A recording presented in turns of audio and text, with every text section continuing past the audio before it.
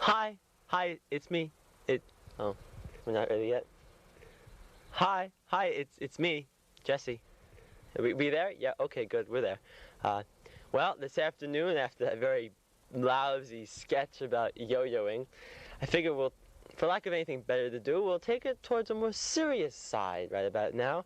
And we're going to conduct an interview with Arnold Frídman, my father. Oh, God. I still feel like I knew my father very well. Being my father? No. I don't think that just because there were things in his life that were private and secret and shameful, that means that No. the father who I knew and the things I knew about him were in any way not real. The other day I was walking down the street.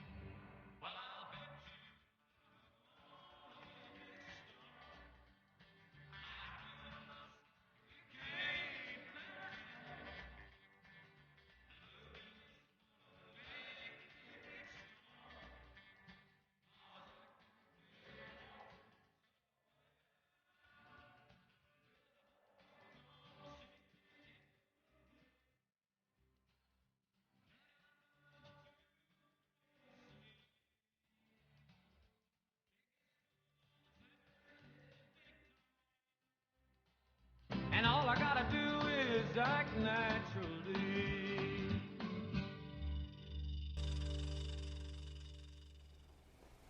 Arnold liked pictures. I mean, let's face it, he liked pictures.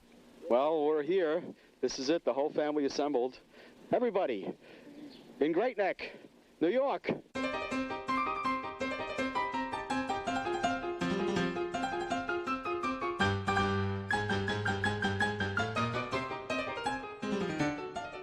We had 3 sons. David, being the oldest, had a lot of responsibility when he was young. Seth was an outright rebel. And somehow Jesse was just like the one that keeps trying to catch up and doesn't quite make it. I have very good memories of my I have very good memories of my childhood. I had a great time growing up. We had a great I had a great time because of my friends, and my father was great. I mean, he may not have been the best father, but he went to Columbia University, and then when he graduated, he went to the Catskills to play in his band. The jazz boom mambo with boogie beat is the newest dance on 52nd Street. The band was called Arnito Ray and his orchestra. My father's name was Arnold Frídman. This was in the late 40s and early 50s. So he played Latin music. It was very big at the time, and so he changed his name to Arnito Ray. Jazz boom mambo into the bar. I don't know, my dad was a cool guy, you know? He was a school teacher, and I think that the other kids liked him and he liked kids. But he didn't like spending a lot of time with his wife, so he would teach high school during the day, and then after school he would come home and teach piano lessons and later computer lessons in the house. And that was, of course, more time he didn't have to spend with his wife. I'm not that anxious to talk about his father because, you know, we were divorced and but his father, he would, whatever, I really don't want to talk about it. In case anybody didn't know, I'm the father of this family. Never in the movies, never seen me in any of the pictures, but I really am the father. And we're all gathered together while David is messing up the camera here. Now he's taking a good movie. Yeah, and zooming in and out. When you see me on this, you just... Okay, shut it. He died of a surprise heart attack about 5 years ago. And it was very, very sad. He was, you know, selfless and altruistic. But in the end, he wasn't together with your mom. He wasn't together with my mom at the end. And when did they make the decision not to be together? Long before he died? A couple of years before his death.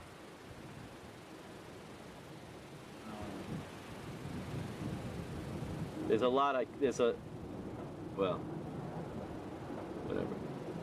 There's some things I don't want to talk about.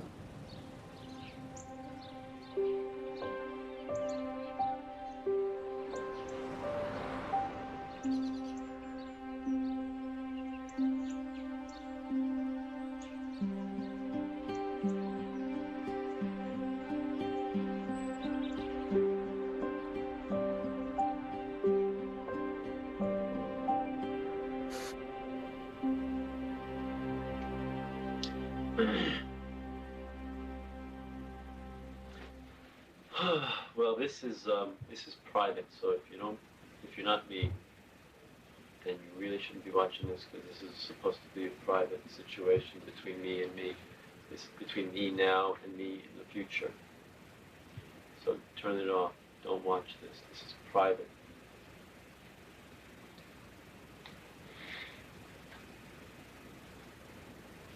If you're the fucking if you're the fucking cops, go fuck yourselves. Go fuck yourselves, because you're full of shit.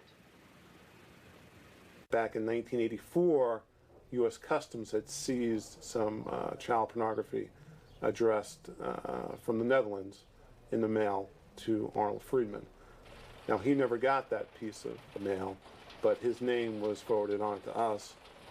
So what we would do then would be to initiate a correspondence with Arnold in the hopes that we can determine if he is in fact willing to violate the statute again about mailing or receiving child pornography.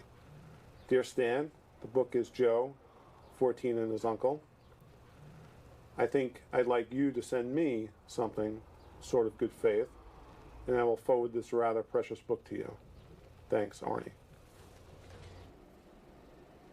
See, it's very hard to believe that this so-called good marriage was so disturbed. He sent him these pictures, and he sent him a note.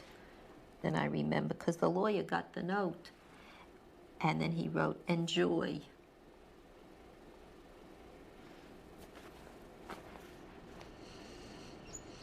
Since he had sent the magazine, he was always asking for it back. So I asked the prosecutors, let's grant him his wish. He wants his magazine back. I dressed up as a mail carrier, knocked on his door, asked him if he was Arnold Frídman. He replied he was. I said, I had a package for you, sign right here. He did. About an hour later, we went back. Give him some time with the magazine. I'm dressed now. I just put a blue suit jacket over the carrier's uniform. And I told him I have a search warrant for child pornography. He says, there's nothing like that here. And I said, you don't recognize me? I've just been at his door an hour ago. He goes, no. And I took off my jacket and I said, now do you recognize me? Oh, yeah. Oh, okay. The magazine is upstairs. So we went up to his bedroom. In the top dresser drawer was the open magazine. Well, he thought we would take the magazine and leave. And I said, no, we have a search warrant. We're going to search the whole house for child pornography. And around that time, his wife showed up. I thought they were searching, like, for marijuana or something. I didn't know what they were searching for, to tell you the truth. And I thought it was a big mistake. One of the first things we went to was his office. And I remember, just as I was about to pull out a drawer, Mr. Frídman came rushing in and said, wait, I'll get that for you. And said, here, this is all that's there. And it was one piece of mail from the Netherlands, but it was child pornography. And he said, that's it. That's all there is. And I said, well, that's great, Mr. Frídman, but we're still going to search. And he goes, I don't understand why don't you go when I tell you that's all there is. I said, well, we don't believe you. It's not something he sort of left lying around on the kitchen table. He wasn't proud of it. and he kept it hidden. He had his office downstairs. It wasn't like right there. You had to go downstairs and around the corner to get to his office. And he said, we used to have someone that cleaned. He says, don't let her clean in here. It's okay. I don't want my things disturbed. So, all right. I never went in there. Then one of our inspectors moved the piano that was in that office, and that's where his stash of magazines were held, behind the piano. And this was Arnold's secret. He liked to look at pictures of boys. And it's not that he acted on these things. He just wanted to look at these pictures and meditate or... And these are listings of the magazines that were found behind the piano. Young Boys and Sodomy, Incest Case Histories, something called Chicken Pickens magazine. And in addition to that, we found evidence of computer class being taught there by Mr. Frídman. And we did seize some list of names that we thought could be students. I remember walking in there and saying, you know, God damn, we could have a problem here.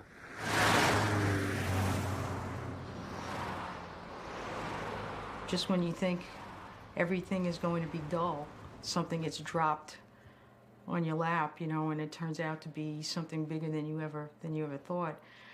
What happened was one of the detectives from the Vice Squad came in to see me, and he had a list.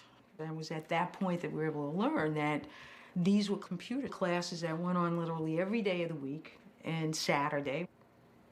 And we drew a big map of the whole village of Great Neck, sectioned it off, and started sending detectives out to do interviews. She set us up in teams, female teams, and we got a list of alleged victims. As soon as we went into the house, we were usually approached by the mothers, and we explained why we're there, what we're doing there, and we'd really like to talk to their children, preferably alone. The parents were becoming impatient. They wanted something done immediately. But you always want to be very careful about how you proceed, because the one thing that you worry about, I know I worried about it all the time, is just charging somebody with this kind of a crime is enough to ruin their lives. So you want to make sure that you have enough evidence and that you're convinced that you're making a good charge. And how much time was there between the time the postal inspector searched the house and the time that you went in for the second search? Well, it would have been less than a month because we did that the day before Thanksgiving.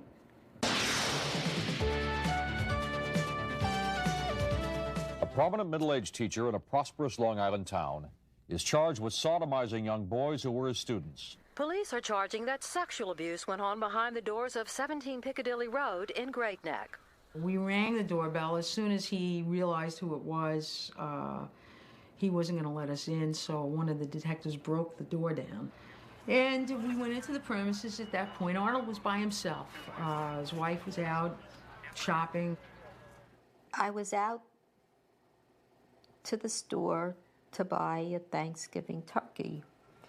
And I go up the front walk to the house, and there are people all over the house. And my husband is sitting looking very sheepishly in the dining room, handcuffed. By this time, just about every news organization you could name had arrived on the scene. I went home for Thanksgiving. Got to the house and there's cops and news trucks all over the place. And I got worried, of course. When David came to the house, we were able to ascertain eventually the type of business he was in. And we heard that he was involved in children's entertainment in the form of some sort of clown activities. I was there when the clown came in. He was ranting and raving. We had words, and I was going through the folders. We told him to take a hike. And he kept trying to come into the house, and I kept telling him that he couldn't. that he had to leave. He wasn't allowed while we were searching. And finally, he came in for the last time. He bent down. I really thought he had a weapon in the duffel bag. Everybody kind of, reached for a gun at one point. He came out, and what he came out with was a pair of Fruit of the Loom underwear. And he started prancing around, flailing his arms in the air, saying, look at me, I'm an asshole, I'm an asshole. They're harassing my father for no reason at all.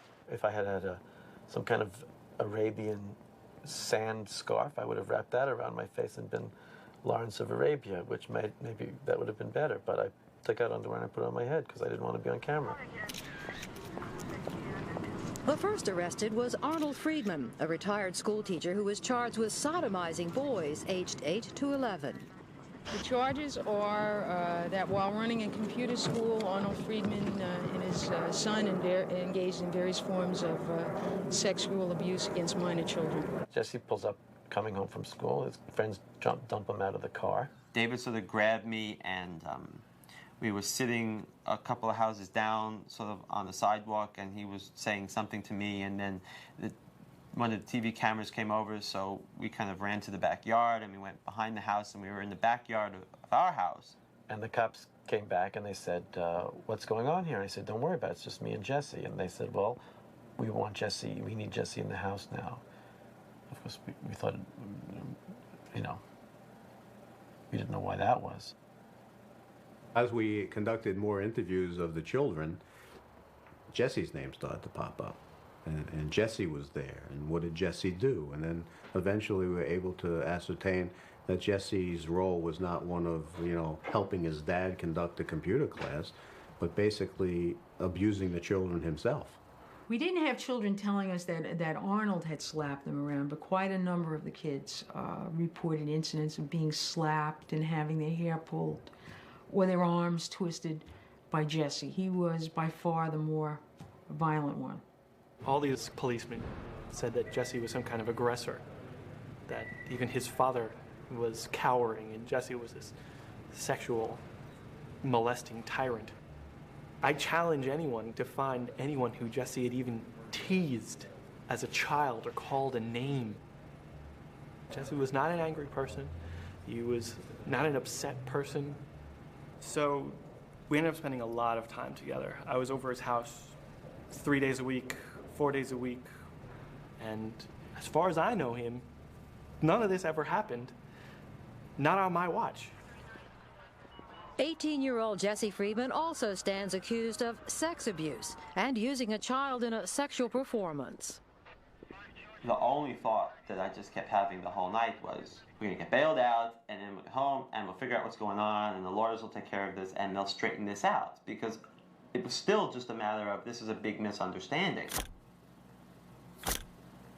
But when the bail was set at $1 million, instead of going out with Mom and David like we were supposed to, we went back the other way. And that was the moment when there was this whole new sense that the problem was much worse than I originally thought.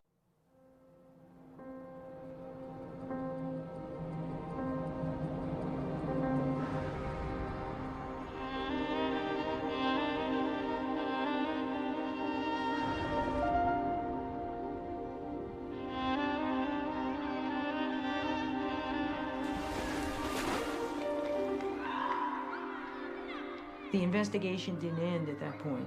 That really was the arrest and the search of the house. And then we went on, because we had literally at that point dozens more interviews to do.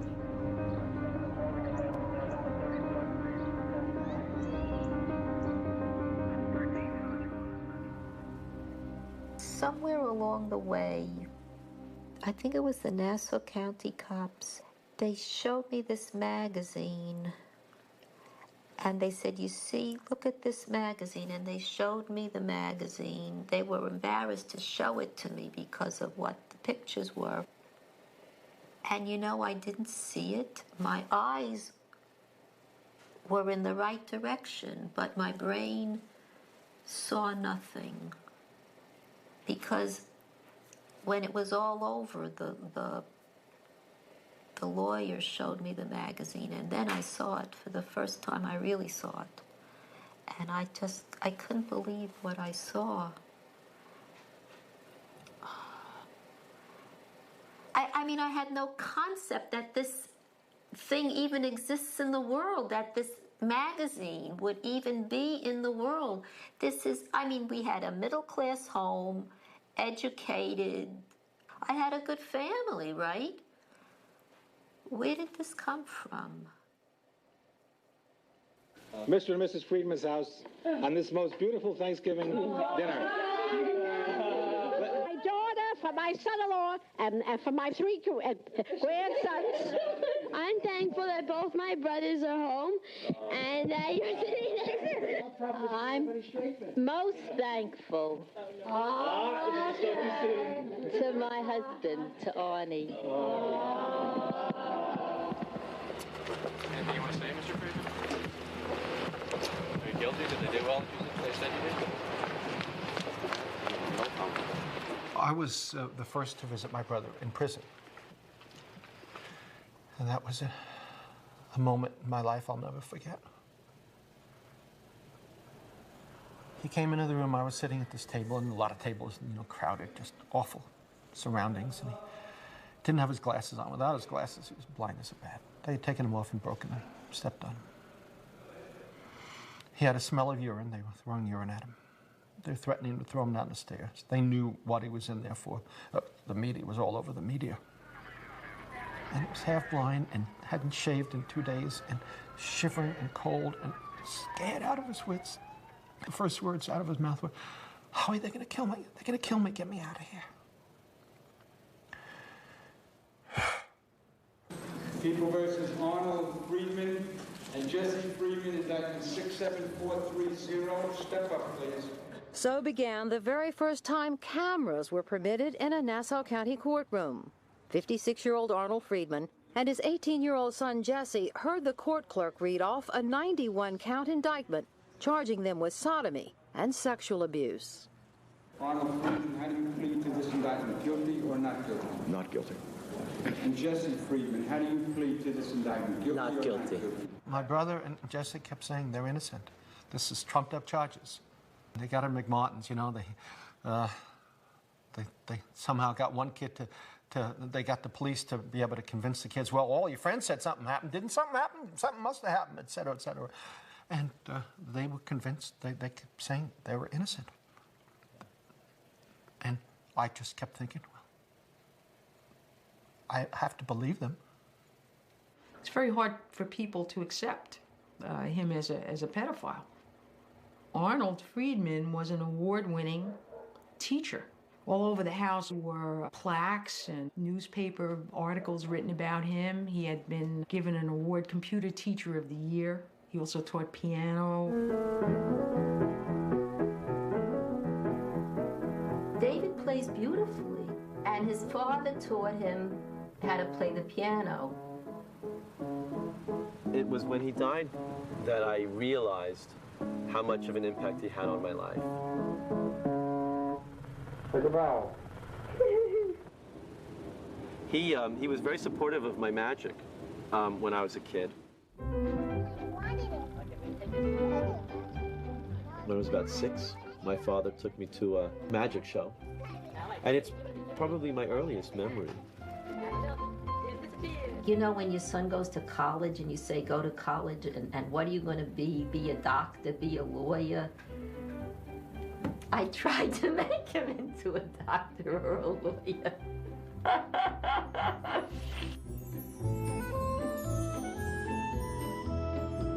You know, my mom would always say, you know, get a job, get a job. But my dad would say to me, you know, David, I can't tell you what to do because you know what I did when I got out of college.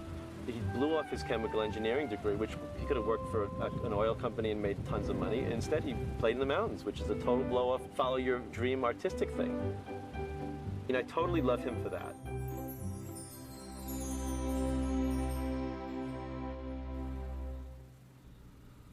Trust your children to somebody who was a school teacher for over 20, 30 years, a member of your community. All you heard were accolades about this person, and now all of a sudden, he's a monster. And things that were being said, you know, upset the community, because you don't expect that here.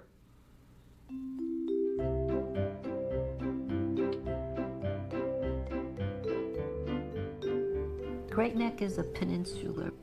It's a very insulated community. This was a certain kind of person that lived in Great Neck. It's on the North Shore of Long Island, which is usually a predominantly wealthy area. These are wealthy professional people that have garnered a great deal of income in their lives, and they live accordingly. Nice community. Tight, affluent, well-kept homes. They get dressed up to go shopping. They want to be sure they get seen by the people they want to see, and cars are important, clothes are important. There's a lot of competition in Great Neck. Everybody's kid's a genius and the best, and everybody's the best in this and that, and you just want your kid to be happy and to get an array of experiences, and this computer class was one of those experiences you thought you were doing right.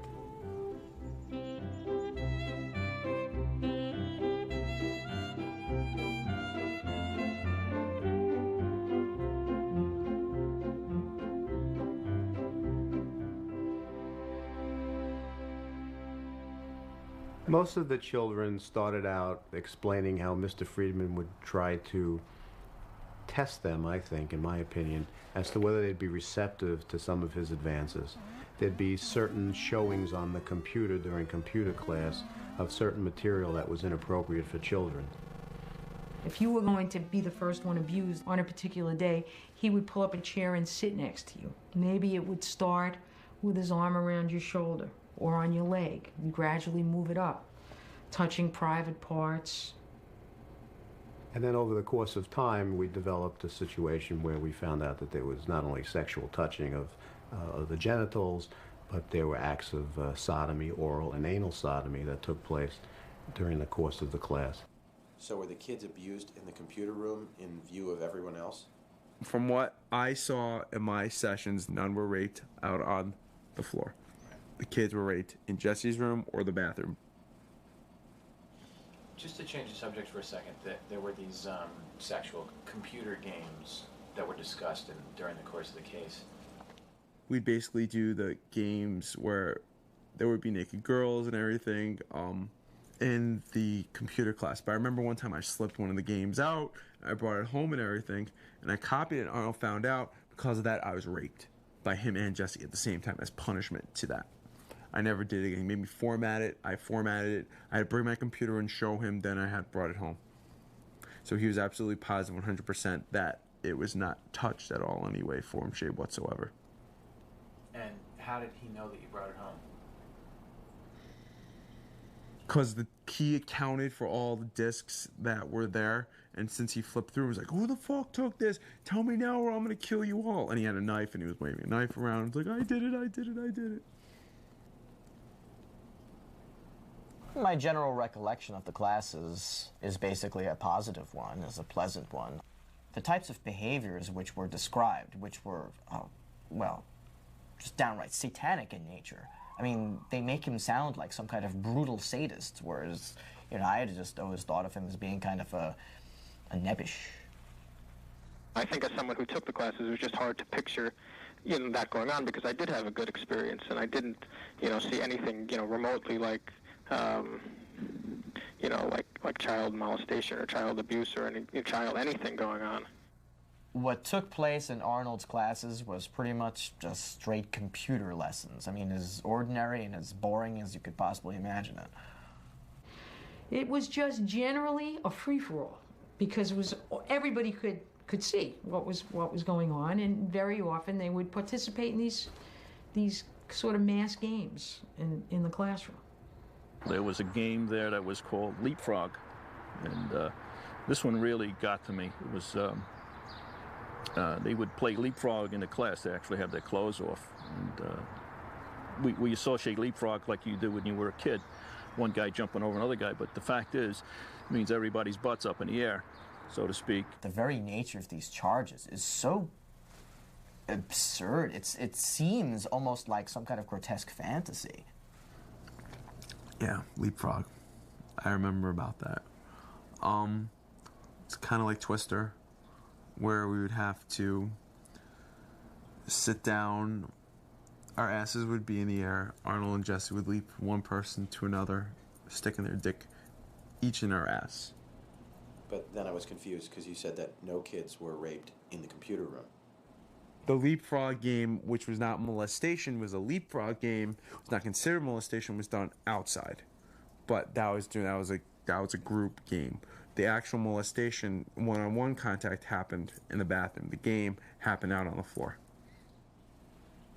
One of the things you sit down there, and I know I've, thinking about this, how could this go on in this home for so long and not being, come out? But that wasn't my province. That wasn't what I had to decide, or the judge had to decide. That's up to someone else to decide that. But if I recall, the children were pretty vivid in their recollections as to what Arnold and or Jesse did to them. And Judge Bachman, she's a pretty strong-willed judge, and she's pretty unmovable when she makes her decision. There was never a doubt in my mind as to their guilt. And remember, I've been around for a while. This wasn't, the first sex case that I had ever seen. In fact, my previous law secretary used to tease me that we were the pervert part. And having been, head of the sex crimes unit myself, where, I had young boys who were sodomized. In fact, one who killed himself, after the sentence of the abuser. I mean, some horrible experiences. So for me to be so outraged, this was really very, very bad, what was going on there. It was like someone's worst nightmare. Who would even think of doing these things, and to do them in a group and with so many witnesses? The scenario as posted by the media and the police was so incredibly way out. It was hard for me to believe that it was true. We now welcome, also in Los Angeles, Debbie Nathan. Debbie is an investigative freelance journalist who has been covering the McMartin and other abuse trials around the country. All these parents are bizarro, huh? They're all whacked. Well, it's not really fair, I don't think, to deal simply with these parents or with this particular case. You have to understand that all over the country there's a hysteria. And I don't think that it's a question with most of these kids of lying. I think that they have been brainwashed, if you will. I was one of the first writers for the mass media to look at those cases critically and question them. So as a result of that, having done a lot of that work, I got a lot of letters from people. And my father wrote to Debbie and said, I don't know, said, help me. And she has been the only person outside the family that said, I believe you. In the Frídman case, the basic charges were completely implausible. First of all, you'd have to believe that blood is coming out of these children's orifices, that they're screaming, that they're crying, that their clothes are soiled from semen and from blood, and yet their parents show up. Sometimes they show up unannounced. Everything looks fine. Was there any physical evidence in the case that was relevant, or was the case really strictly based on the statements of the kids? There was more testimony. There was a dearth of physical evidence. I don't even recall whether there was any physical evidence that would have indicated one way or another that these events took place. I don't think that they're sitting around with any kind of diabolical or conspiratorial agenda to go out and falsely accuse Arnold Frídman or railroad Jesse Frídman. But nobody's critiquing them. Nobody's telling them that there's a right way and a wrong way to do this. Nobody's saying that we've got a problem in this culture with hysteria around this issue. And so they're really free to let their fantasies fly. I think the most overwhelming thing was the enormous amount of child pornography. You would just have to walk into the living room and it would be piled around the piano. There were literally foot-high stacks of pornography in plain view all around the house.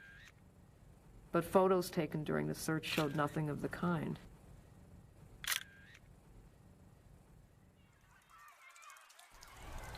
But as far as the families were concerned, I don't want to use the word that they were competitive with each other. I don't know if it's to that extent.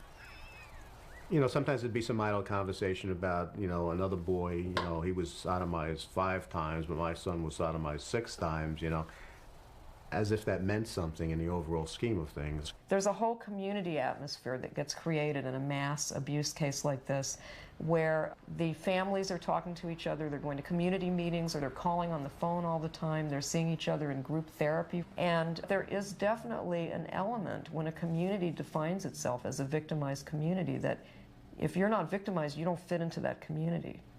The families that had their child molested or allegedly molested became very involved and took a greater part of their life at that point. I appreciated their call in the beginning, telling me what happened. And then when I told them that we looked into it, and my wife and I both felt that nothing happened to our son.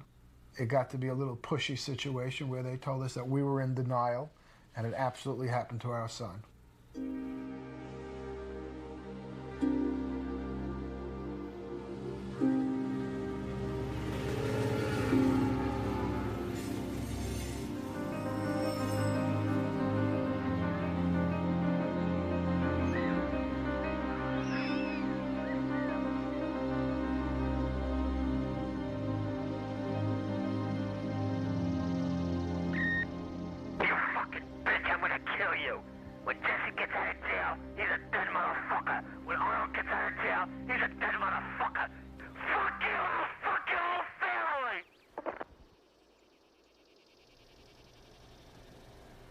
Is there any one word or phrase that you could use to describe that experience overall?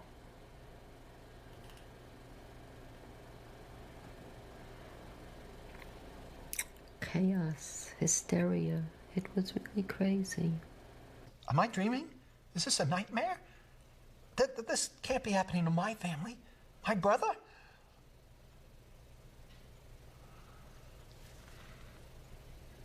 The day doesn't go by that I don't think of it. Destroyed my family. Tore us apart. I don't know.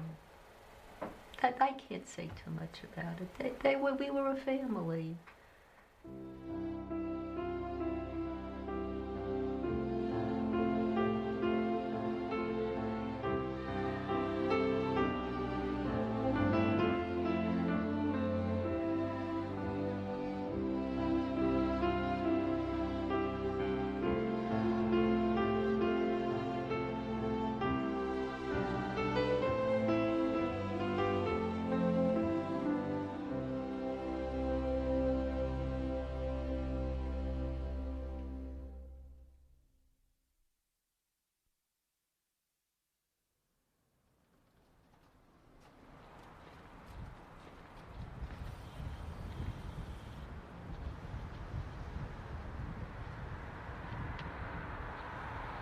Mommy believes you did it, and she believes you should go to jail, and she believes that she deserves everything that's left, and you shouldn't have any part of it. You have to hire another lawyer? All this woman does is hire lawyers. I honestly have to tell you, anything that she decides, I can't trust. She runs out. Arnie, they don't trust me. Well, we don't trust her. We lived with her for 2 months while you were in jail, and we learned not to trust her. David had just gotten a video camera when this case broke, and so he just started recording the family falling apart. People are telling me, look what your father did to you. Look at the mess he got you into. And Mommy believes them, and I don't. I tell him to get lost. And Mommy says, you're right. And I've lived with him for all my life. And look at all these horrible things he's done for me over 30 years, which amounts to nothing, except this. At some point, David making the videotapes kind of springboarded to my thoughts about audio tape. And I began to make audio recordings of these family arguments. He's my husband. He doesn't belong to you. He's my father. He doesn't belong to you. Well, he doesn't belong to anybody now. Why don't you tell me why you're being so pessimistic and why you're not standing behind your family? And why you don't believe us? I don't believe your father because your father has never been honest with me. I don't know where the truth is at this point. You're so fucking stupid! Shh. Don't scream. I don't want to talk about this! Why are we talking about this? Stupid! Don't listen to her! Why are we discussing the family was screaming at each other. And everyone wanted me to say he didn't do it. Well, I wouldn't do that. I said, I don't know. And I didn't, they wanted me just to lie, you know, and say he didn't do it, whether I believed it or not. And I was so angry at Arnold and what he'd done that I wouldn't do it. And I said, well, I don't know. And I wanted just to tell the truth. That is the truth. I didn't know. My mother abandoned him pretty much, wouldn't talk to him, fought with him constantly, made him sleep on the sofa. And after 33 years of marriage, when you've been accused of a crime you didn't commit, you spend 6 weeks in jail for it, you're trying to build a defense, and your wife leaves you, essentially. My father fell apart. You yelled and screamed about that you ruined her life. She's brainwashed you. You didn't do anything. The police have done it to you. It's not your fault. The police are railroading you. But it's not your fault. Mommy doesn't believe it. The police picked on you, and that's who they're going after. It's not because you deserved it. I'm taking the blame. You're taking the blame, and you don't deserve the blame. She's brainwashing you into thinking that it's your fault, and it's not your fault. She thinks he did it, and if he did it, then she thinks he's going to be convicted of it. And if he's convicted of it, he's going to go away. Yeah, but if let's say he goes away for 10 years, he's still going to come out. No, I'm talking about 50 years. I'm talking about 100 well, years. She doesn't think he's getting 50 years. I don't think she thinks that he's going to get 50 years. Okay, so what is he going to get, 20 years? That's 50 years. What's the difference? Well, if he goes to a state institution on state charges, you know he's not coming back.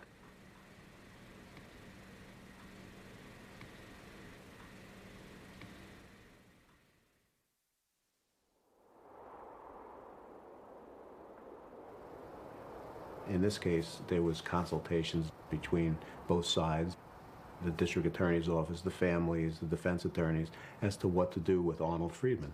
We were trying to maintain a sense of normalcy in terms of having dinner and paying the bills, but it was almost surreal.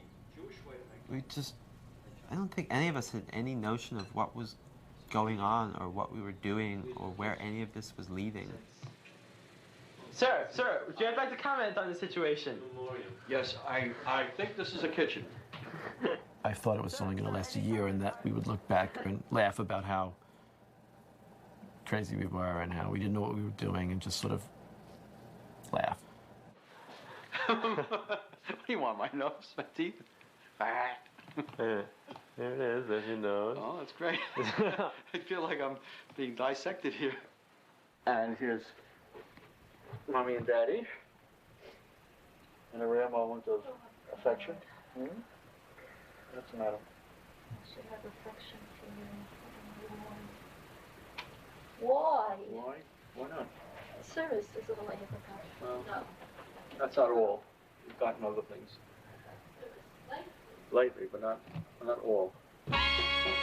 You're the one who's stolen my heart, dear. I think I was the first woman that he ever really dated. And he was very reluctant to get married. I sort of said, we got to do this, you know, I can be very... So he says, well, all right. Big mistake.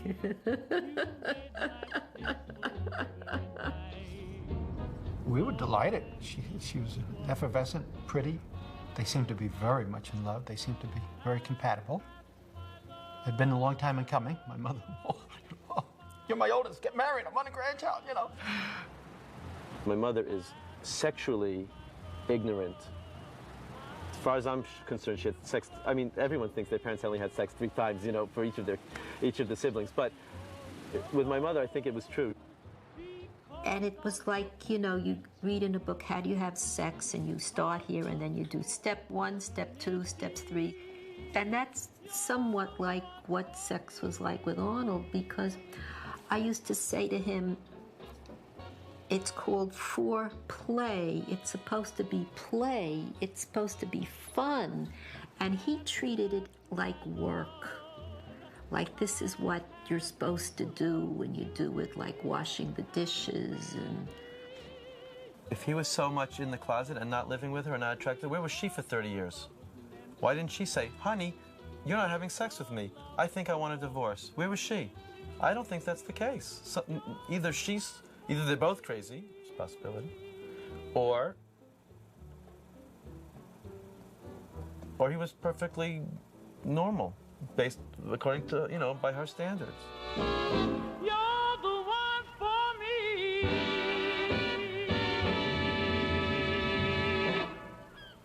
It was a difficult marriage because of Elaine. She had her problems.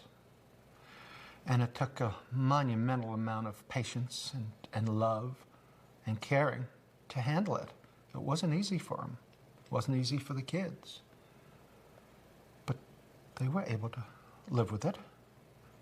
She was the best mother she knew how. She loved her kids and she loved her husband. She wasn't the warmest, most outgoing human being in the world. When I had the first child, I was just ecstatic. But I didn't know how to do it. And I wasn't the most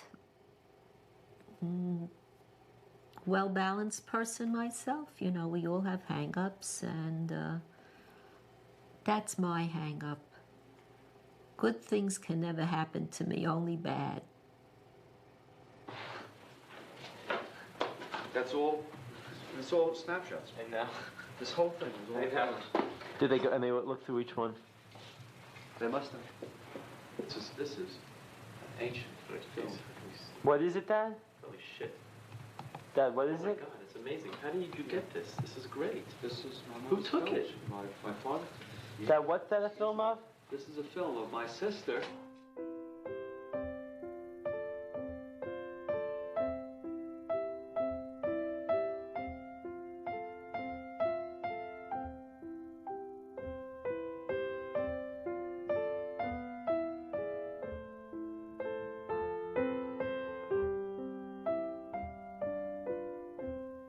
I had a sister. She died a year before I was born. My brother knew her when he was young, of course. And she died of blood poisoning. It was a horrible, terrible, sudden death. And it destroyed the family. Arnold's parents divorced.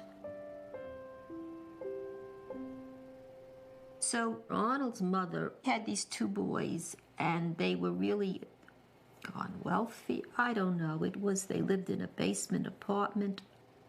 Evidently, there was one bedroom, and the boys slept in the bedroom with the mother.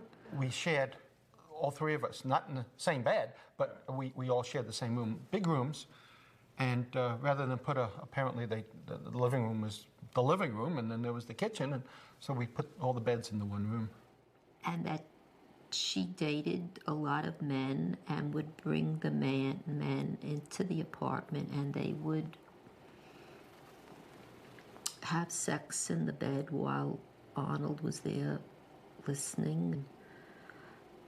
And Arnold said that because he saw his mother in bed with the man, that when he was adolescent, he was experimenting, as all children do, and he had sex with his brother in bed or something like that. And to me, that's not what all children do. Arnold sent me this right around when he started writing me, and it's called My Story, and it was written in 1988. And I think it was his attempt to talk about the case, but also talk about the case in the context of his life. And it starts out, it says, "This story goes back 50 years to when I was a child." He says, "When I reached adolescence, I sought out partners for my emerging sexuality. My first partner when I was 13 was my 8-year-old brother. I had overt sexual relations with him over a period of a few years." I know that my brother has said that he messed around with me when I was a kid, and I don't remember any of it. I don't remember anything. I have nothing up here that has me yelling or screaming or crying or trying to get away or unhappy or there's nothing there that. Maybe someday the door will open, but better hurry up because I'm 65. And at this point in time, I could care less. Then he goes on and says, my next partners were boys my own age, all of which sexual relations probably being within norms for my age. However, the emotional impact of these relations was very pronounced and lasted through my adult life. A more normal situation, as probably happened with my partners, would have been to outgrow and forget these episodes. However, I literally fell in love with these boys, and the relations were far more significant to me than they were to my partners. And then he told me that when he got to be an older teenager, like maybe in his late teens, he started worrying that he was still attracted to kids that were the same age as his brother had been when Arnold was 13. And that really started bothering him. And then after he had his own children, he was worried. He started worrying that maybe he would molest his own children. And at that point, he went to therapy. And the therapist told him, no, don't worry, you've got everything under control.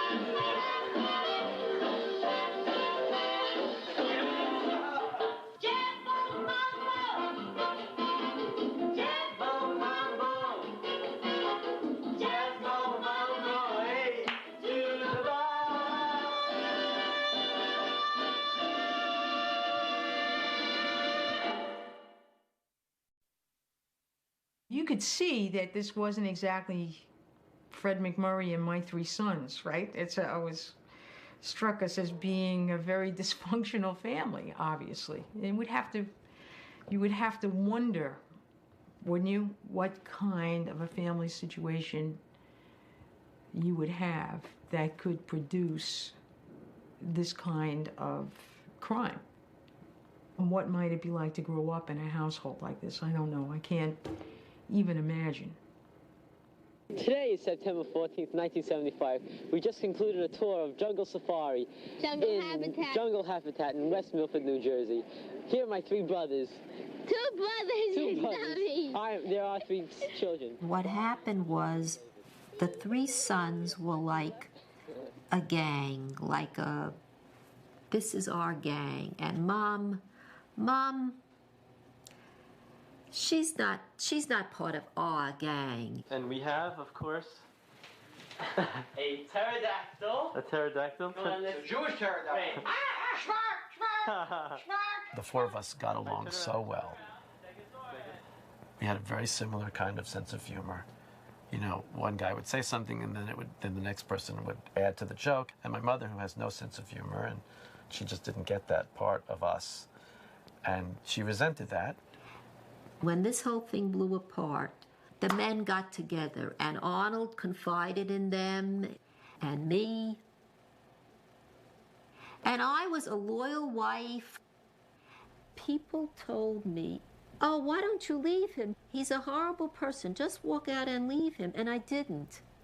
I went all over town. I raised money for bail. I called every relative I knew. I begged. And I did all this for him, right? He was my husband. I loved him. And no one said, what do you want to me?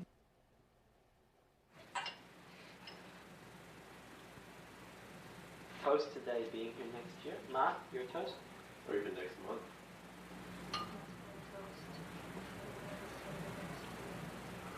Okay. Okay. I think we can eat now.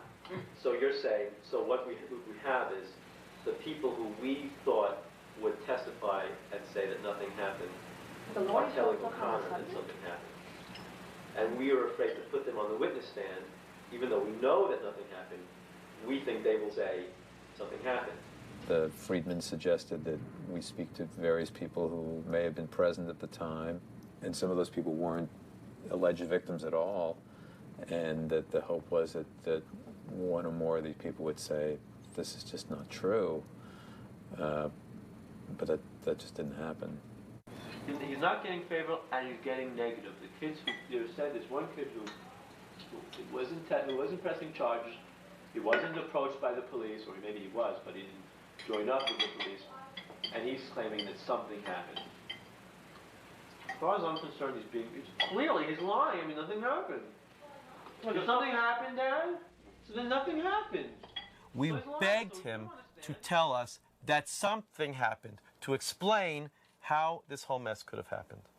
That's the only way to explain how it could have happened, other than the fact that the police are out of their minds. We begged him. He told us, nothing happened. That's good enough for me. Nothing happened. If my father had the ability to confess to me, yeah, he had done something one time and that's how this whole crazy mess got started, it would make a lot more sense. Not that I wanted that to be the case, but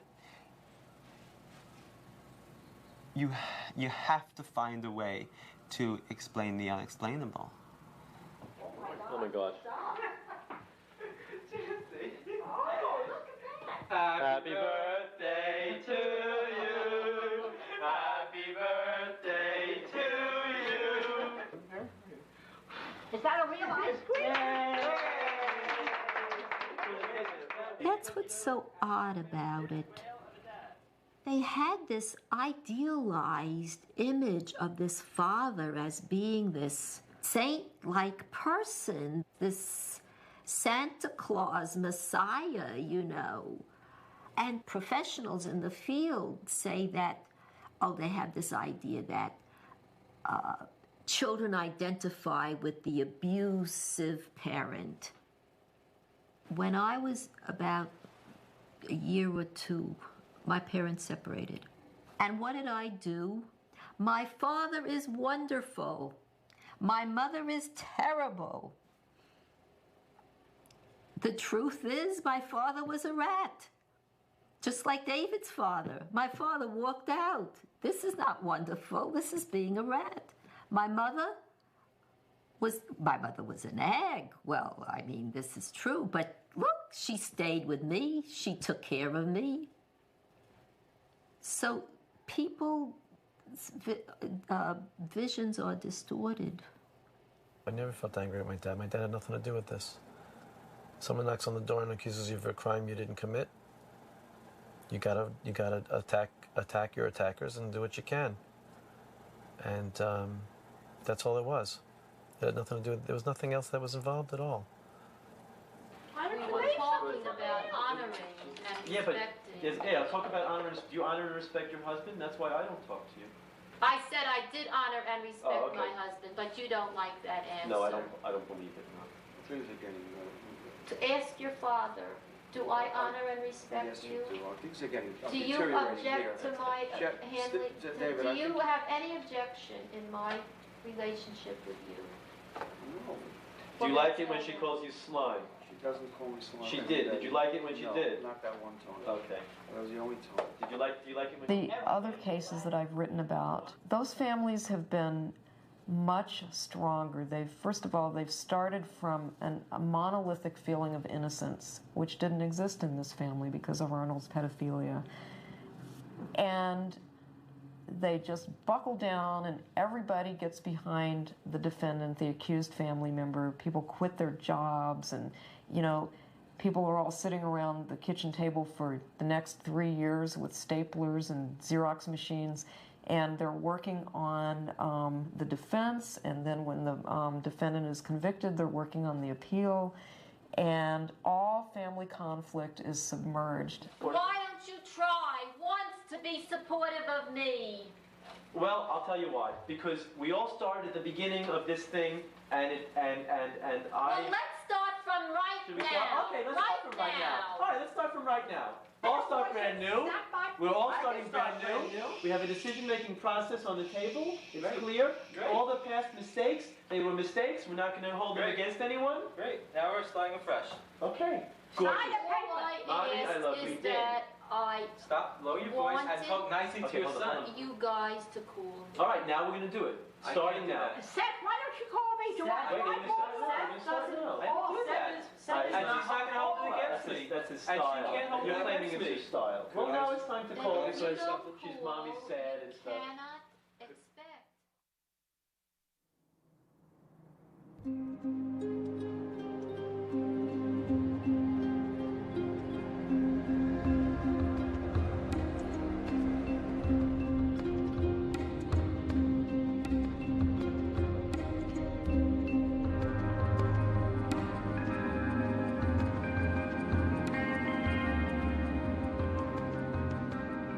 I think there was a recognition that Arnold's case was becoming increasingly hopeless because of the child pornography problem, because of other people coming out of the woodwork.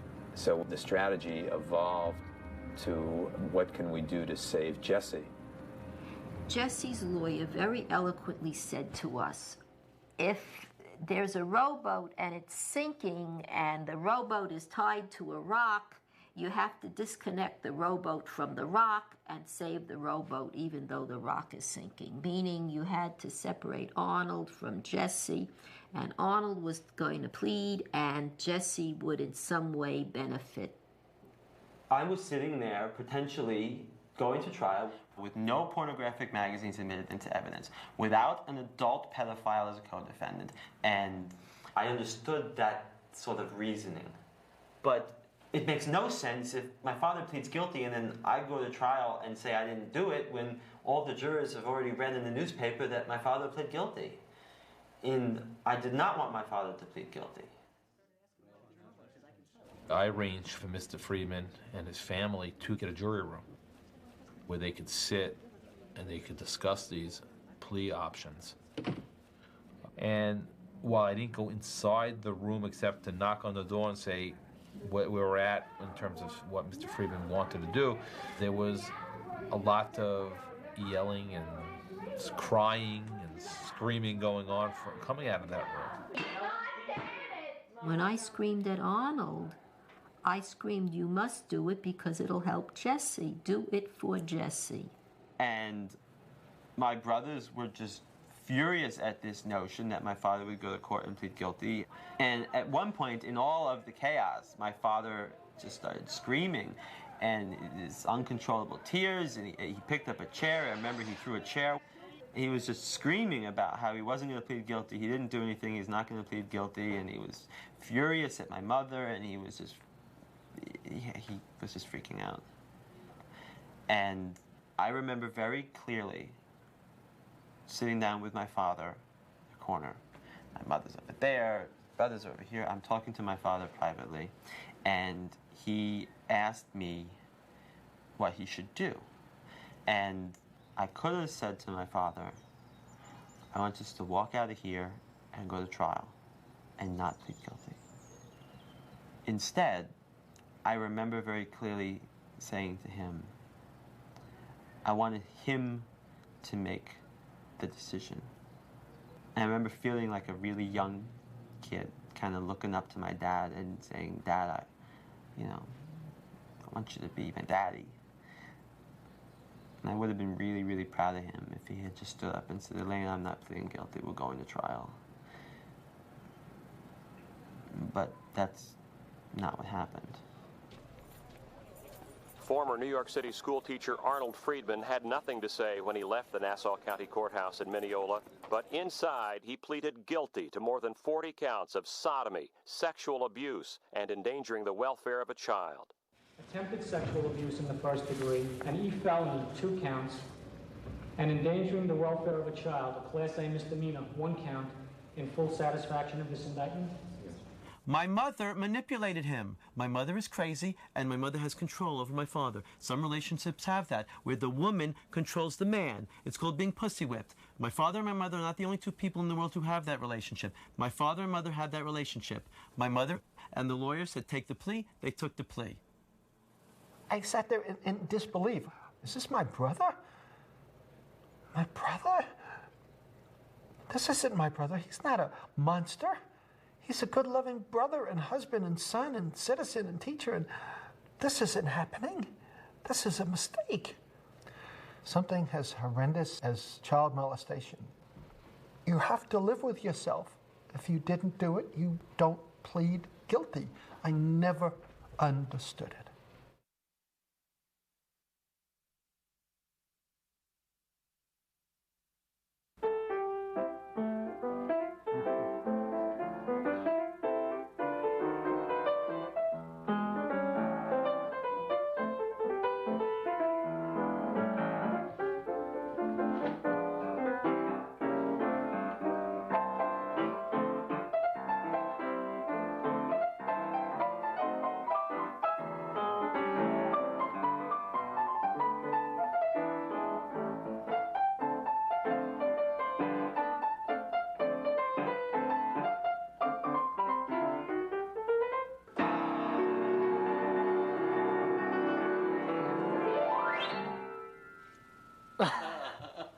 we have Elaine, yeah, Teddy, interview? Arnie. Number 4753207. Please don't film me. Mailed or received. David, I told you, I don't want to be on tape. Why are you so... She wants to know when we stop talking to her, she doesn't want any even record, any record at all. As if there were... Leave these kids that Jesse, they have to persecute. David, if your mother doesn't want to be filmed, don't film her. Okay. Come on. When it was all over, they said it was all my fault because I wanted them to take a plea, and it had been arranged before. Arnold agreed to take a plea. But they were very hurt. I'm still here. May not be here very much longer, but I'm still here. That's the spirit. The sentence, 10 to 30 years. The crime, sodomizing young boys. Defendant Arnold Frídman had pleaded guilty to sexually abusing more than a dozen youngsters. But this does not end the Frídman case. There are still numerous sodomy and sex abuse charges pending against Arnold's son, Jesse Frídman. You know, without Daddy in this case, I can't see any reason why we shouldn't go to the media with this. I mean, we could try this case in the media. Who's gonna buy that I sodomized boys? Yeah, I agree with you. No, I really... Well, I don't think we have to try... Well, all I want to do... I think we can go to trial and prove it in the trial. We didn't make a deal with Arnold Frídman to spare his son. So his son is facing a multiple count indictment. He's facing a considerable amount of jail time.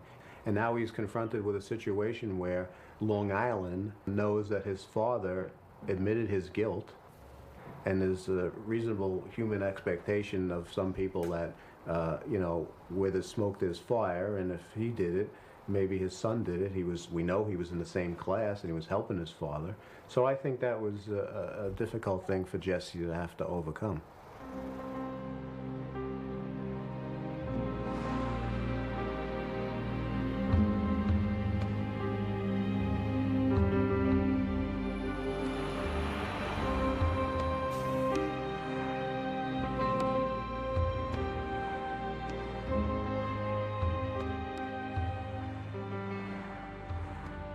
I always believed Jesse. How could this possibly go on for 4 years?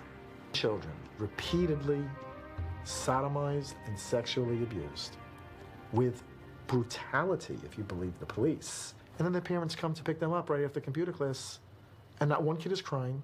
Not one kid tells his mother or father what happened in class. Not one kid says anything. I find that so incredible that Jesse's story that nothing happened to me was more believable than the police version of these horrific acts.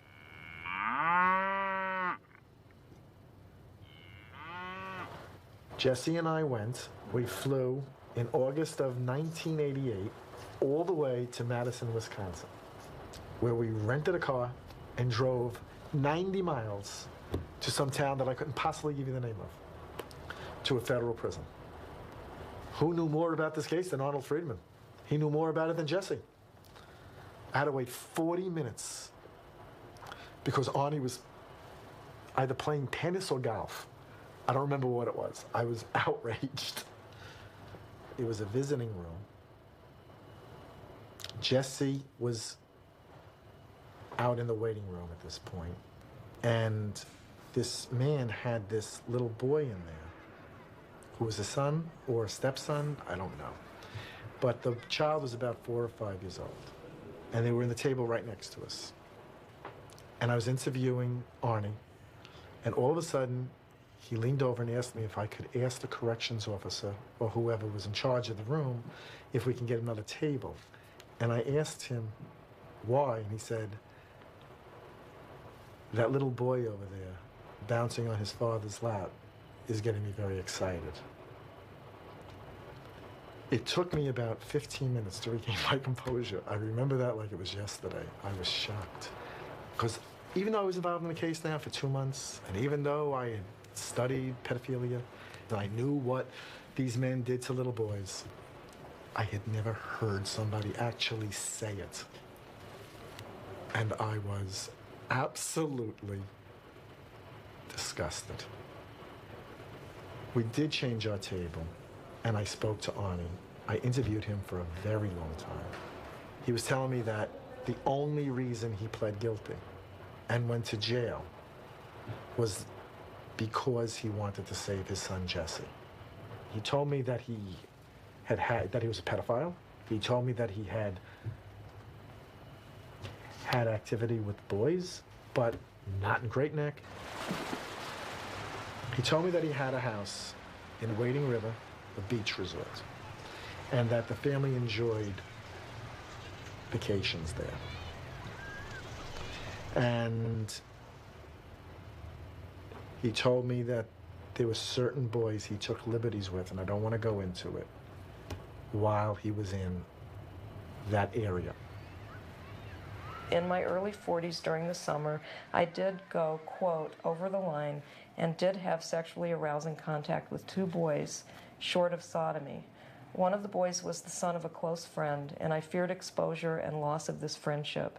The boy might have told his parents, but they said nothing, so I assumed that he really had not told them. It's one sentence. What does that mean? What, do you fucking know what that sentence means? I don't even fucking know what that sentence means. I sexually aroused? What the fuck is he talking about? Maybe he put his arm around the kid. Maybe he took him in his sailboat and he found that sexually arousing. Maybe he was leaning against a tree. That's called sexually arousing contact. If you're sexually aroused while you lean against a tree. I don't know what that means. I don't know what that sentence means. When Arnold was first arrested, he said, I'm arrested because of this magazine. I sent one magazine in the mail, and that's why I'm arrested, and it's nothing. It's just nothing. It doesn't count. It doesn't matter. It's nothing. And you know, you live as husband and wife. You share certain intimacies. I said to him, tell me the truth. What happened? He says, that's it. That's the truth. So it came out that he had, in fact, molested a young man. And we were sitting in the therapist's office, and he said, oh, I just molested 2 boys. And I said, 2? I said, I thought you told me only 1. Well, you know, and it didn't matter, it's nothing, you know. And then I went berserk, and I felt betrayed. Yeah, so my father had the magazines. And yes, my father admitted that he was a pedophile and had these fantasies. And yes, my father admitted that he was no saint and that there were times that he slipped. But I was arrested too, and I'm not a child molester. And I don't think it's appropriate for me to have to answer for the sins of my father.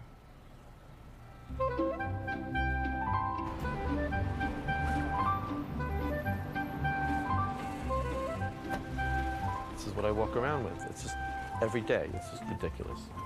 All I think about is the case and my career. And they're completely, it's like oil and water. With the case, it's a question of research. My brother's been in the law library researching his current plan. And I'm supposed to go out and make people laugh. It's unbelievably difficult to deal with the case and then go out and entertain people. Hey! Hi, everyone! We carefully investigated this case for trial. Really get into the case, examine, investigate, and try to build a defense. While I was out on bail, I put all the charges into a database so that they could be sorted by complainant, by time period, by nature of charge. For example, there was one complainant, 10-year-old boy, says he came to class in the spring of 1986. And during this 10-week session, where he's only over my house for an hour and a half once a week, he says that there were 31 instances of sexual contact. That's 3 times a week, every single week, for 10 straight weeks, and then the course ends. In the fall, he re-enrolled for the advanced course and says that he was subjected to 41 more instances of anal and oral sodomy in the next 10-week session. And nobody said anything, week after week, month after month, year after year, until after the police came knocking on doors and asking questions.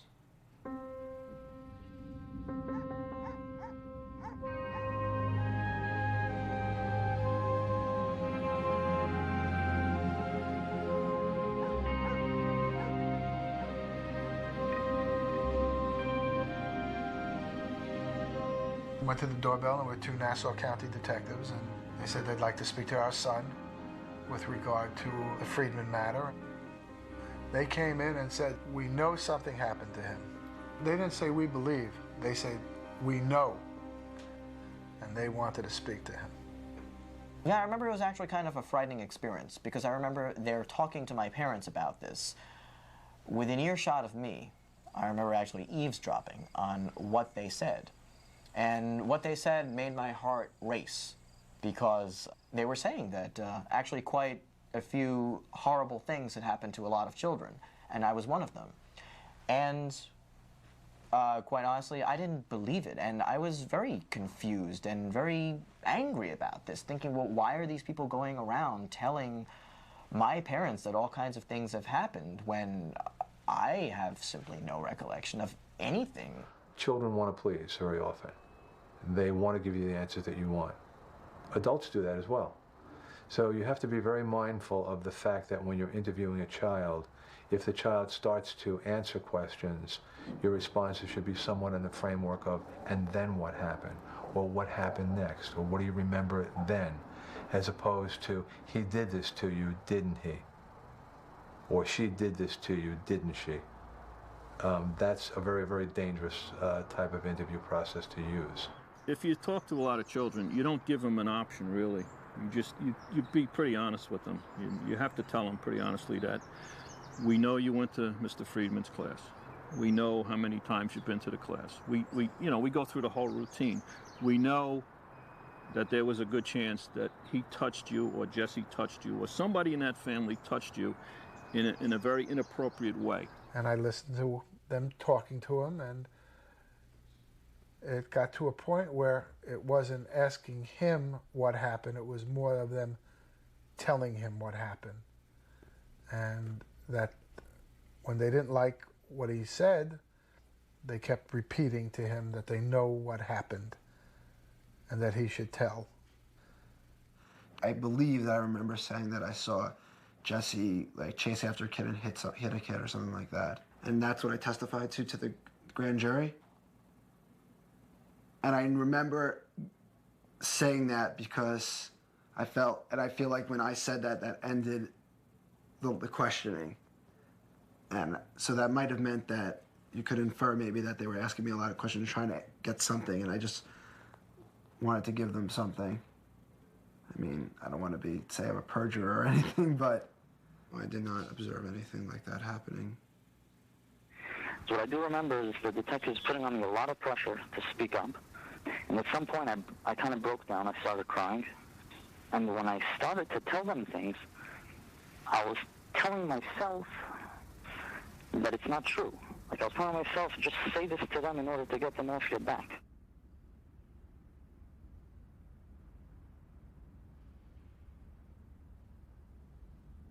I came across a document regarding a group of children from the Frídman case who were in therapy, and it stated that many of them had absolutely no recollection of the abuse.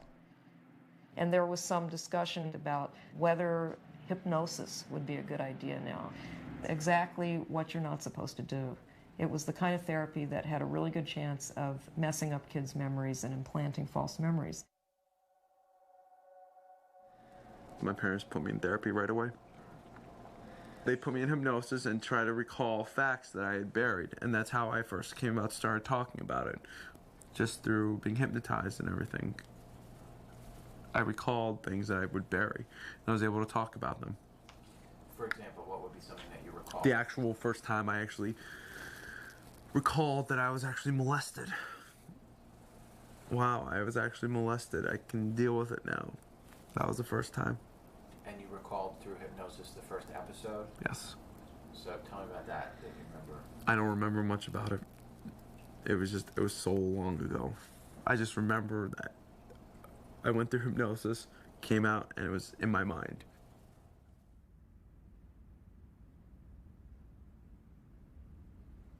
"19-year-old Jesse Frídman was arraigned on more than 198 additional counts of child sexual abuse. This brings the total number of sexual abuse charges to 245.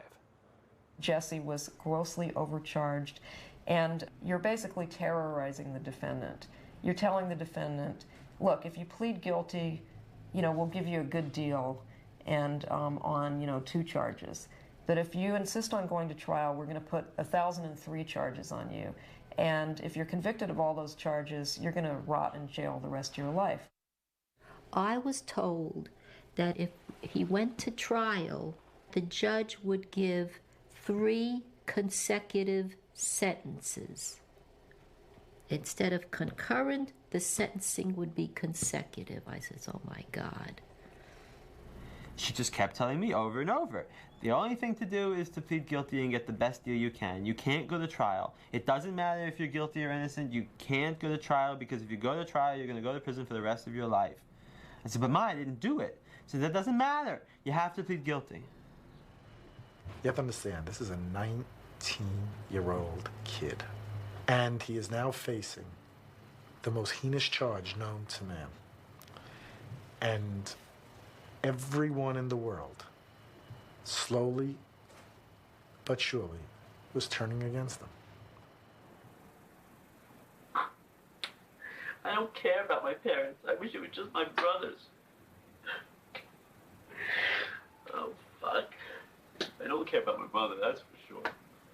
If my brothers were okay, and my mother could go to fucking hell, my father is not going to survive if my brother gets incarcerated. So when the guilty verdict comes in on Jesse, father's going to kill himself. Jesse's going to go to jail for the rest of his life. Seth is going to move west.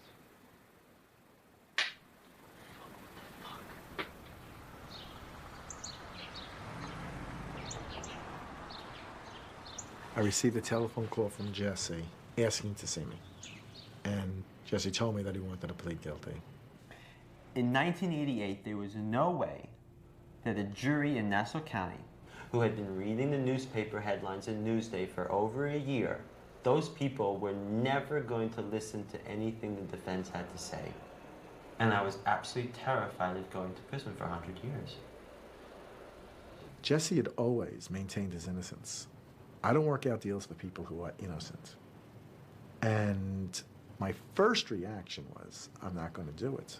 You're not guilty. You're not pleading guilty. And at that point, he told me that I have something to tell you. And with tears rolling down his eyes, literally, he told me that he was abused by his father growing up, and that while he never enjoyed the sexual part of that, he did enjoy the attention his father gave him and being with his father, and that not everything he had said about nothing happened was true. Peter Pinero was personally convinced that my father had sexually abused me, and nothing I could say could dissuade Peter from this notion.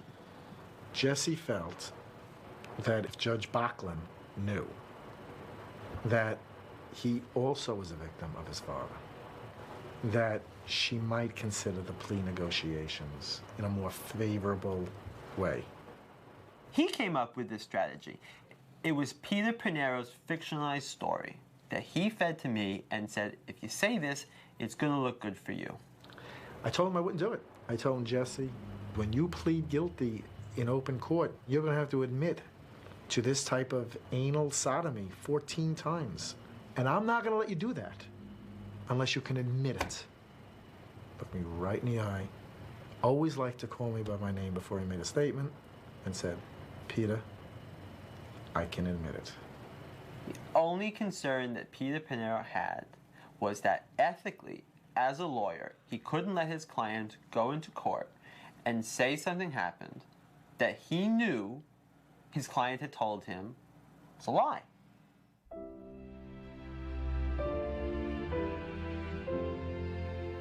The private investigator wasn't coming up with anything helpful. There was not going to be any defense witnesses. There wasn't any money to hire experts. Mom was insistent upon there not being a trial. Peter Pinero wasn't believing me no matter how many times I told him nothing happened.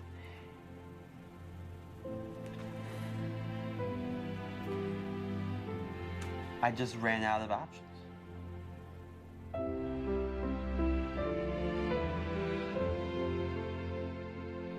Jesse was a very good baby. I remember when we brought him home from the hospital, and Arnie looked at that baby and he said, "That child is marvelous. He's wonderful." And he was so thrilled. And David was the big brother, and he used to take care of Jesse. We used to let David watch him, and he was very protective of his baby brother.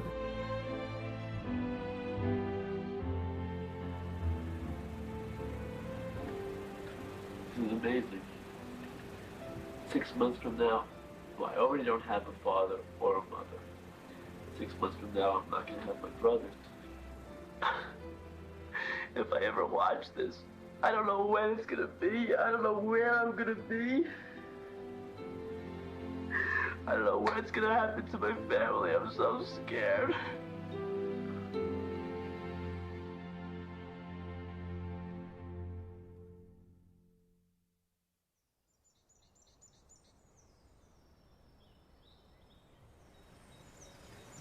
We're trying to help Jesse pack his last night in freedom, and I wish you would help. I don't want to have to spend the next 8 hours screaming with my sons and fighting with them. Shut up. I want them out of this house tomorrow morning. Then you're going to have to ask them. We're here for Jesse. I don't give a shit. I want you out of this house tomorrow morning. Jesse, but we're here for Jesse. What are you all talking about here? Can't you put your anger aside for 1 minute? I cannot put my anger aside about you. You have been nothing but hateful, hostile, and angry ever since this began. Okay, Jess, we're on. I feel like shit. What's today's date? Today is the day before I went to jail. Went to jail? I'm going to jail. Because we're watching it? I'm going to be watching this after I'm already out of jail. After four and a half years, because the case gets reopened. At this point in time, my life is as good as over. It is terminated at this point, only to resume at a later date. This one will go. This one will go. The night before Jesse's plea, we stayed up all night. Maybe I shut the videotape so that I wouldn't have to remember it myself. It's a possibility. Because I don't really remember it outside of the tape. Like when your parents take pictures of you, do you remember being there, or do you remember just the photograph hanging on the wall? Even if I'm facing the worst scenario possible tomorrow and for every day following it, I have to think tonight that it's not going to be that bad. Well, goodness knows, I don't want to look like my father. Goodness knows, I want to separate myself from Arnold Friedman as much as possible, and I'm not throwing chairs tomorrow. Good. That's for sure. And if this trial were postponed for 3 years, in 3 years I would win it. But here, today, at this point, trying to start a trial in 2 weeks, I would lose this trial. We feel this way, and that is what would happen.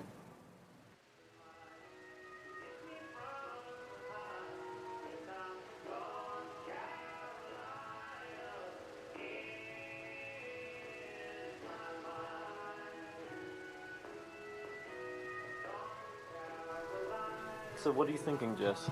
I'm not. You're avoiding.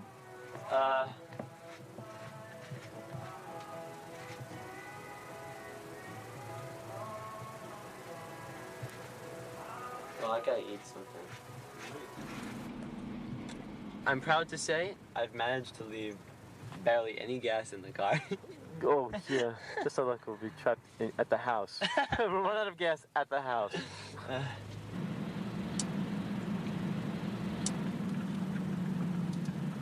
you a child molester, Jess? Nope. Did you ever do it? Never touched a kid. Did you do what they said you did? I never touched a kid. I never saw my father touch a kid. Good. Yeah, but still, you must have done it. Yeah, but surely something has happened. It must be true, something. Because the police said so. Okay, you Well, never touched the kid, right? If something But still, happened, it the didn't police are happen telling while the I was truth, there. right? I mean, the police And are it was telling the a truth. minimal incident because the kid didn't say anything about it. But the police, how could they be lying? Shut up, Seth. The children, the 14 children, in this case, are clearly victims. No one could ever argue that. The real culprit here is Arnold Friedman. The man is a monster. He abused him and he molested him. This can't be overlooked. I can't believe we live in such a cold society that no one could look at this man and understand that. My father raised me confused about what was right and what was wrong. And I realize now how terribly wrong it all was. I wish I could have done something to stop it sooner. I wish there was something I could have done. I'm really, I'm just so sorry it happened. Judge Bachland sternly looked down and said that she recommended to the parole board that he serve the maximum period of time permitted by law, a statement which I felt was harsh and unnecessary to a 19-year-old under these circumstances. Jesse was a victim. There's no question. Jesse was a victim. But even when he was caught, Jesse never expressed any kind of sympathy for these kids. And as a matter of fact, on the day that the plea was taken, Jesse was dancing and singing on the courthouse steps while being videotaped by his two brothers. My brain hurts. It'll have to come out. My brain, but I'm using it. But I'm using it. Nurse! Nurse! They were taking pictures. I remember someone brought that to my attention. We looked out the window because I was thinking to myself, it's very bizarre. I mean, he's about to go to jail for the next 6 to 18 years, and he's out on the courtroom steps in some sort of theatrical performance. I think it was about distracting ourselves, not necessarily distracting Jesse. Jesse was, I think he was the most comfortable about the whole situation. He, you know, I don't know how he has always been the most comfortable about it, but he has. Okay, right about now, we've been waiting for a good 2 hours or so now because evidently the parents stormed Dennis Dillon's office this morning when they received the news last night that I was to plead guilty, and they were not aware of this fact. They were not even aware that negotiations were underway, and they did not want me to have less than 10 to 30. And there are a lot of people probably making all sorts of angry statements at this point in time. I can imagine what they're discussing. The meeting must look just like our family. Shit, well, there wasn't really much of them anyway. But that means the meeting's over. And the meeting's over.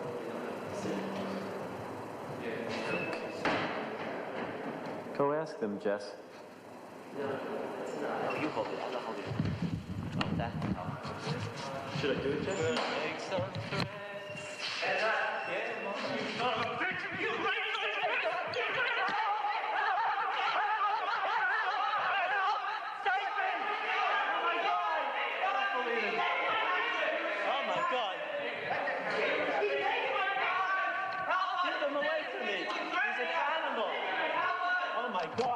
Believe it.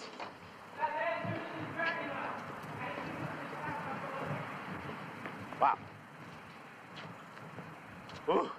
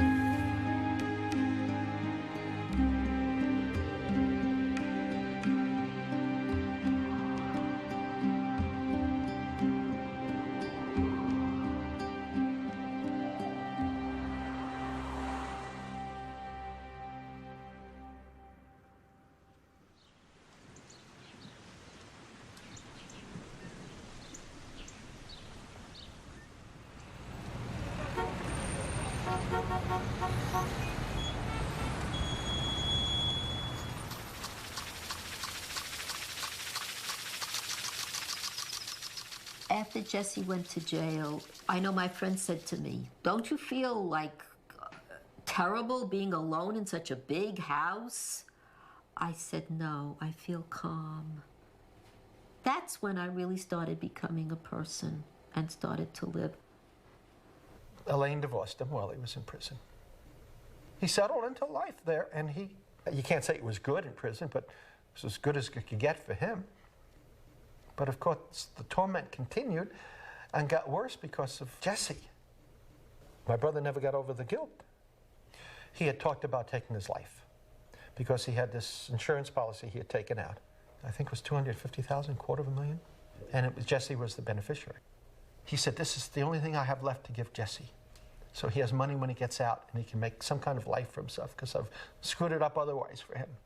By that time, that clause in the insurance policy where suicide was payable had come into effect. And this is the coroner's report. It describes the cause of death as doxepin intoxication, which basically means that Arnold took a massive overdose of antidepressants. I took a deep breath and I said, it's over, David. He's out of his misery. It's over. I thought it was a blessing because the guilt he was carrying. He was so unhappy. And he was out of his misery. The rest of the family wasn't, but he was. I found it a blessing. Let me entertain you. Let me make you smile. It's unbelievably difficult. I have to read these horrible letters about my brother being almost killed in prison. My friends call me, I'm crying. Why are you crying? I can't tell them. None of the people that do what I do know about this story. Just the intimation of something like this can ruin someone's career. And I'm always afraid that's going to happen. So let me entertain you. And we'll have a real good time.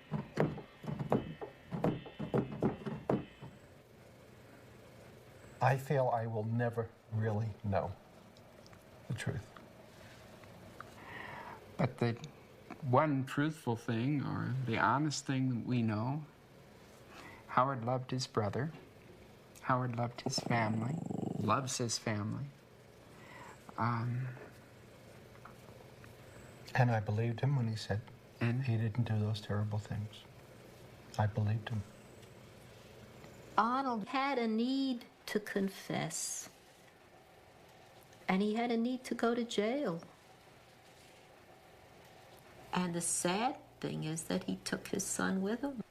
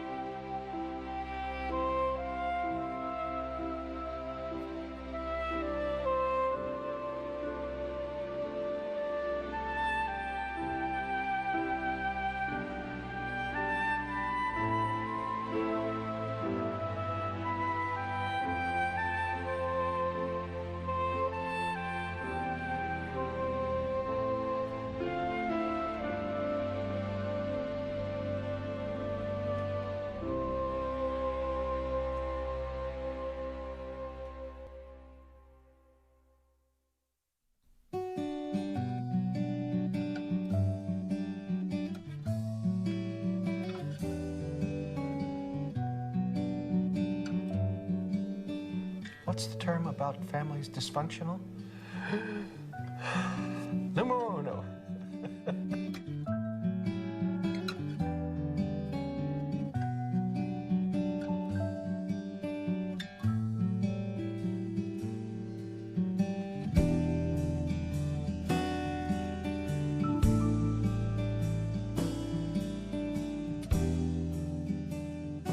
Not the way it was supposed to end. People were supposed to realize that all of this was nonsense and we try to go back to living our normal lives.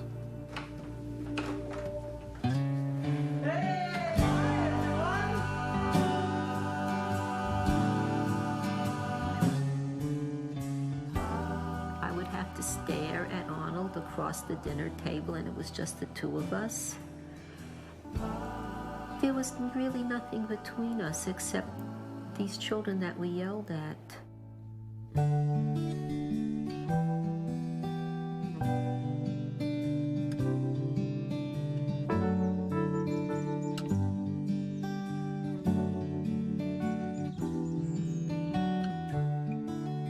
We named the cottage Peaceful Pond Cottage because we were looking for a place of healing and peace. Any comment on your personal life stuff? It's personal.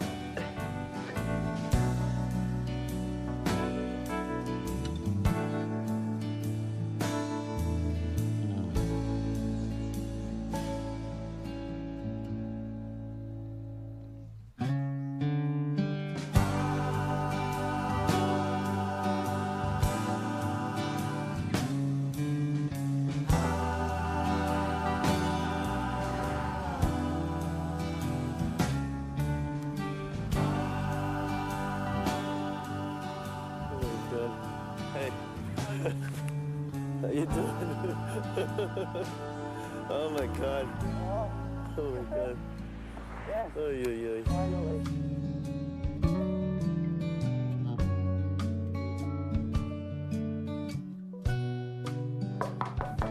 Is that him? That could be. Oh, shit.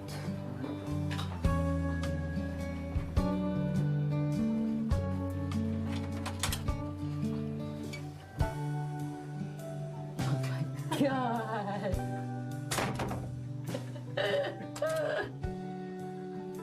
Room service.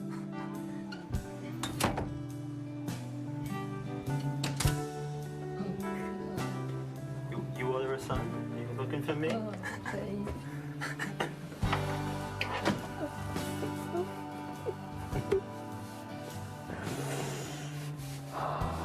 Surprise. Hi, look at me, look.